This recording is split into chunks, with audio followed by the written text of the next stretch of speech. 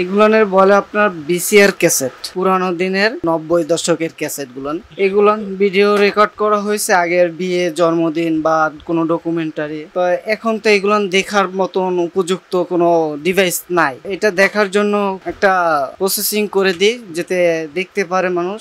এটা যাদের আছে বাসায়, তাদের আত্মীয় স্বজন পুরনো যারা দুনিয়া থেকে চলেও গেছে অনেকে, তাদের জন্য যে দেখতে চায় তাদের জন্য আমরা এই ডিভাইসটা একটু ক্যাপচার করে দিই। এইটা আসছে ফার্স্ট টাইম আসার পরে আপনার যে এই ক্যাসেটটা দেখতেছেন এটা হচ্ছে হাইট ক্যাসেট বলে, যে এইটা আসছে। তার পরবর্তীতে এই যে আপনার 2010, 9, 8 সালে এই যে আপনার মিনি ডিভি ক্যাসেট আসছে। এখন আবার এই সবগুলো নিয়ে করার মতন আমাদের কাছে প্রসেসিং আছে।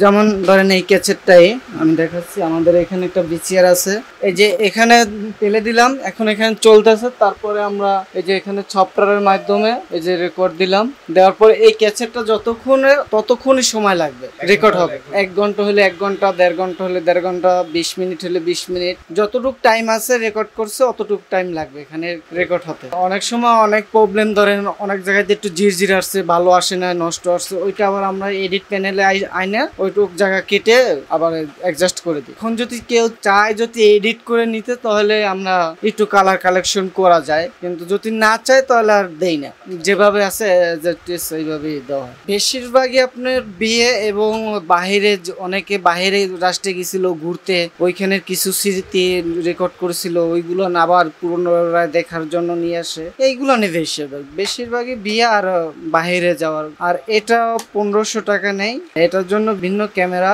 এই যে আমাদের এই ক্যামেরাটা দিয়ে এটা ক্যাপচার করে অনেক খুশি হয়, কারণ পুরনো স্মৃতি ভাই যেই দেখবে তারই একটা আনন্দ হবে। যেমন আমার যদি ছোটকালের কোনো ছবি দেখি তো আমি তো অনেক খুশি হব, এই স্বাভাবিক, এইরকমেরই সবাই। আমাদের দোকানটা শুরু হয় 1981। লং পেলে টু ক্যাসেট রেকর্ডিং করতাম। 94 আমরা সিডি টু ক্যাসেট।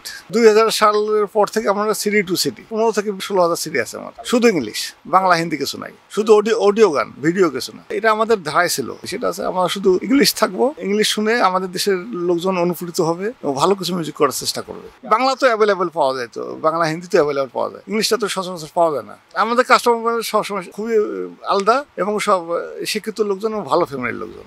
আমাদের থিওরি ছিল আছে সবাইকে গান শুনতে হবে না, যারা বুঝে তারা শুনবে। আমাদের যারা পূর্বের কাস্টমার বা লিসেনার ছিল তারা ম্যাক্সিমাম এখন ব্যাংকার, তারপরে ডাক্তার, ইঞ্জিনিয়ার, বুয়েট থেকে, ঢাকা ইউনিভার্সিটি থেকে, ঢাকা মেডিকেল থেকে বা অন্য মেডিকেল থেকে ফলাফলের রাষ্ট্র। এবং ম্যাক্সিমাম আমাদের 90% লিসেনার বাইরে চলে গেছে, দেশের বাইরে চলে গেছে। যেটা আপনারা হিন্দি বাংলা শুনে, এটা তো আমাদের বাংলা তো মাতৃভাষা, আর হিন্দি তো আমার শুনে অভ্যস্ত, আর ইংলিশ যারা শিক্ষিত তারাই শুনতো। এগুলো আমাদের লোক ছিল বাইরে, এয়ারপোর্টে জব করতো বা পাইলট ছিল, কিছু বন্ধু বান্ধব ছিল, ওরা নিয়ে আসতো। আর সবারই ভালোবাসা ছিল এখানে, সবাই কালেকশন করে আসলে আমাদেরকে দিয়ে দিত।